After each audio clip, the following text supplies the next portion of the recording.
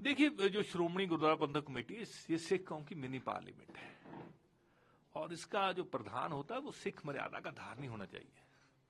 और जिस तरह सिख कौम की सुप्रीम संस्था श्री अकाल तख्त साहब और एसजीपीसी को किसी एक खास आउटफिट के लिए यूज करने का जो वृतांत बनाया गया था, उससे निराश होकर ही धामी साहब ने इस्तीफा दिया था। ये इस्तीफा देना सिख कौम की जो वो एक क्वालिटी में नहीं है, हमें तो लड़ना चाहिए।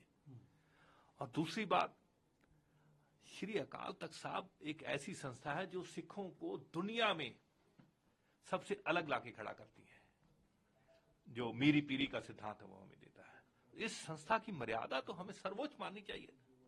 और जो एसजीपीसी पर काबज जो आउटफिट है, वो उन लोगों की सत्ता की भूख इतनी बढ़ गई है कि वो श्री अकाल तख्त साहब की मर्यादा की धज्जियां उड़ाने पर उतारू हो गए हैं।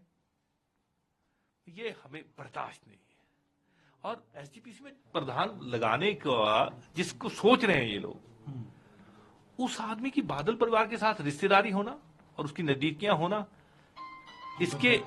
इसके अलावा और क्या पंथ के लिए देन है, सिख कौम के लिए क्या देन है, इस बात का भी क्वेश्चन बनता है। और मैं एक बड़ी बात आप सबसे के माध्यम से, दुनिया में बैठे इंसाफ पसंद लोग जो सच्चाई के साथ चलते हैं, सिख पंथ के जो सिरमौर बड़े दिमाग हैं, उन सबको मैं विनती करता हूं कि एक कमेटी बनाई जाए जो ऐसे महत्वपूर्ण पदों की नियुक्ति के लिए, उनकी सेवा मुक्ति के लिए जो रूल्स बनाएं, और एसजीपीसी के जो इलेक्शन है वो जल्दी हो जाएं, तो मेरा ख्याल हम बहुत से संकटों को सामना करने से बच सकते हैं। परिवार का नाम लिया आपने, वो उसकी सजाई दी, तो क्या लगता है कि उनकी तरफ से ये इस तरह, ये उसी परिवार, जो बादल परिवार ने जो पिछले पाप किए थे, यही सामने आ रहे हैं। विनाश काल विपरीत बुद्धि, जो श्री अकाल तख्त साहब के साथ टकराएगा उसका हर तरह से पतन होगा, राजनीतिक तौर पर भी, उसका पंथिक तौर पर भी, धार्मिक तौर पर भी ये पतन की निशानी है। जो सिख धार्मिक संस्था है, जो सिख धार्मिक स्कॉलर है, अब उनको आगे आना चाहिए, आपको लगता है? बिल्कुल उनको आगे आना चाहिए और एक कमेटी का गठन करना चाहिए।